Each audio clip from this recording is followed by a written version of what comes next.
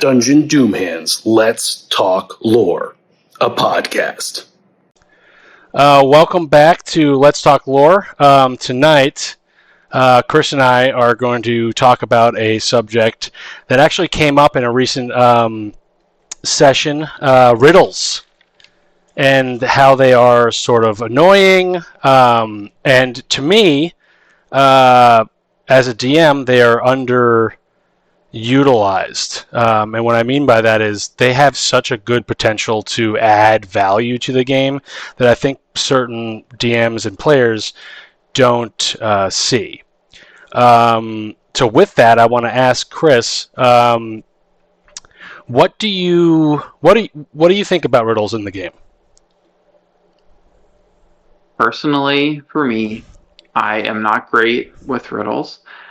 So the number of times when they've been, like, you go to a door or a gate that you have to get through, and it's like, all right, you guys need to solve this riddle, or you can't get through it. And it's like, there's no way I can guarantee that I'm gonna be able to do this. So it's right.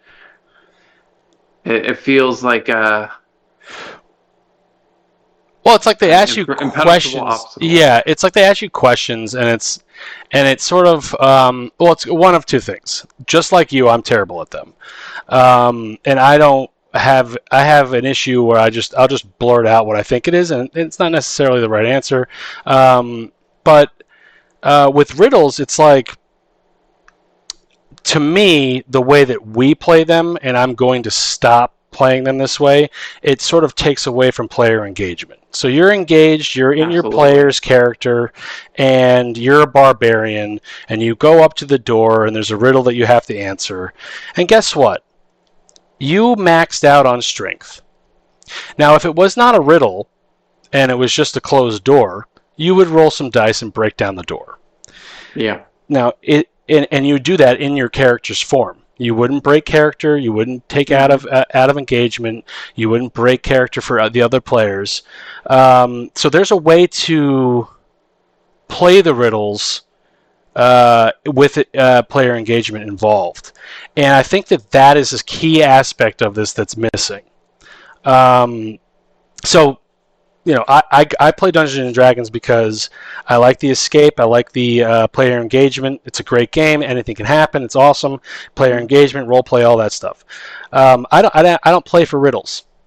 You know, if I knew how to answer all the riddles, I probably would be, you know. If I wanted to sit down and answer a bunch of riddles, I'd go to a random webpage of random riddles or something. Yeah, someone when I do, I'm doing that. You know, I do the research on this, and they were like, crossword puzzles. Do you do them? No? Okay, then don't do riddles. But one cool way that I read about, from a different perspective and how to do riddles, it's like you do checks. You're stumped as a player. You're stumped, but like maybe you do an intelligence check as the barbarian at the door, and maybe you get a natty 20, and maybe, you know, the dungeon master describes the answer to you in a way that you know what it is. And I'm putting the way that I'm going to go about doing this from here on out, at least until my perspective changes in our game, is that I'm going to sort of put it on the dungeon master. Riddles are bad because of, in my opinion, the way that dungeon masters choose to run them. It's like, yes, you know, I agree. How do you give a clue to the answer to the riddle without giving it away? Well, that's on the dungeon master. So when you're doing your tables, I think you do it just like, you know, you're going to have one riddle, and that riddle is going to be essentially the room's puzzle. You should think about it like that and have a little bit of a different. You should have a spectrum of clues, essentially. So it's like 1 through. You don't have to have like a ridiculous one, but it's like, you know, maybe you have a clue for 1 through 5, and then 5 through 15, and then 15 through 20. or 15 through 18, and then 18 above you get the answer or whatever it is. But you should hint towards it. So like it shouldn't just be like what we played last time was just like the statue guy or the dwarf was asking you riddles and you were supposed to answer them, and that was it. It wasn't really like that great. I liked it because you guys were role played around it and got the guy drunk. That was hilarious. But sometimes you don't have like inventive players like yourselves. During some of my research for this, one way that has really changed my thought on bringing riddles into a game as a DM, I know for me, since I am not great with riddles, I'm getting better at riddles. I never really bring them in because I'm like, I don't enjoy doing this, so I don't want to throw this on the players. But the way that really changed my mind when doing my research was you have your riddle on the wall in a room, and you know what the answer is as the dungeon master, so make a puzzle out of what the answer is. Right. So if someone reads the riddle and knows and like figures out the answer, then you'll be like, oh, all these MacGuffins, these puzzle pieces, I know how to put them together to get through it. Or people can, if they're having trouble with the answer, they find all these pieces, then they're like, oh, maybe if I rearrange them, oh, here's what the answer to the riddle is within this clue, this piece of something. A lot of the guys on the D&D Reddit chat that had the riddle question on it, and I'm going to repost it tomorrow, we're talking about how the riddles were sort of like like what you're saying, like an additive layer to essentially a puzzle, where like it's a different way of, so if one of the examples was like, okay, the answer to the riddle is to put a blindfold around the statue's eyes, and maybe you have a riddle that says something about blindness or whatever, but like the puzzle in the room or the trap in the room, there's a certain something's happening and the room's filling with gas or whatever it is, and you need to figure that out. I just think that like if the riddle's too hard, people are going to start guessing, and I think a good way to do that is just to use the dice. That's why they're there. So like, if you have a room full of barbarians, guess what? Tough luck. Like you're probably not going to get the riddle. You will find a way out of that room. Chances are someone's going to roll high enough to just destroy the thing or whatever it is. There might not be a room after a little while. Yeah. But like, if you're with like in our group where predominantly, you guys have had a very intelligent elf. Sprock is very intelligent, very very wise. He could roll, and he could say, you know what, I like to do a check, and facilitate that.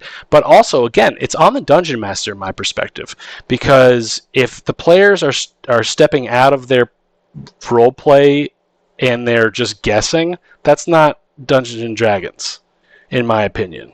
I think that the dungeon master should say, you know what, barbarian at the door, maybe you found an object in a previous room, or maybe another character found an object in a previous room that sheds light on the answer to the riddle, and perhaps you're interested. Maybe your like roll gives you interest. Roll for a hint. Yeah, exactly. Yeah. Exactly. But there should also be repercussions for not rolling well, and that's up to the DM to do as well. So you make a game out of it, and that is really cool. I like that. Like if you get a natty 1, maybe you add another word in there. Or you automatically fail the trap. Yeah, exactly. So if it gets slow with riddles, you can always just bail, just like any other thing. But it's just like a difficult trap. Like you should be able to roll perception, roll insight, roll investigations, do your strength. Maybe there's a dexterous thing. Maybe you want to use your animal handling, so on and so forth. You should be able to use all of those in your riddle. And one of the things I was telling you about that I think is sort of unique in the way in how I think that we came to the conclusion here, and how to do riddles, is that it doesn't just have to be like an investigation intelligence thing. Like, for example, your Lone Star, your Lone Star character a while ago when he was alive, R.I.P., he happened to be a captain of a ship. He had a he knew the ship, so maybe he knows a little bit more about the ship, or maybe he has a what's it called, that word I'm going for, the like an animal handling. Maybe he has the focus on animal handling and the focus on medicine. Maybe he chose that when he was creating his character, the disciplines. And maybe skills. Yeah, the proficiencies. And maybe like Matt's proficiency in medical for some reason, like maybe that there's it's such a variety of different skill sets that one of those is probably going to point towards the answer to the riddle, and it's up to the DM to study the character study sheets. Yeah. You can give the answer in relation to whatever their specialty would be. Yeah. I mean, I obviously don't use riddles all the time, but like I think that they're underutilized. I think that the way I played them last week was not as good as I wanted to. I happened to have, congratulations, very good players at the table that got the guy that was asking the riddles drunk, and so he just happened to just slur his words and hand over keys until you got roughly the right one. But it's like, we were on the ship I don't know, about a year ago, and like the whale was asking simple riddles, and it was just like it took the whole momentum of the game out of it for me. And I think that if you were to use the character and rely on the character's traits, that's probably the way you should do riddles. And I think it's going to be really fun. I cannot wait for you guys to go back to the traveling area to do those riddles again, because like that's going to be insane. Well, yeah, for just like that straight statue question answer, I like that. Yeah, that's clean. Makes it far less frustrating as a player, being like, I have no clue what this could possibly be.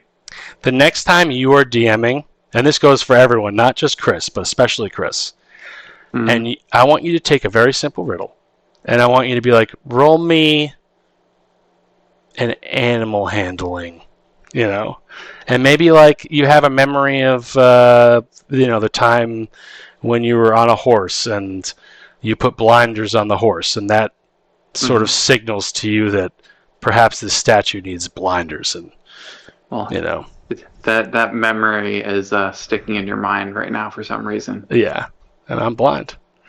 Yeah. So. Well, I'm definitely going to be using riddles in some fashion in our next. Break. Yeah. I'm going to write some comments about the riddles just in case you are just tuning in. And until then, roll high and subscribe. We will be back shortly. Dungeon Doom Hands, Let's Talk Lore, a podcast.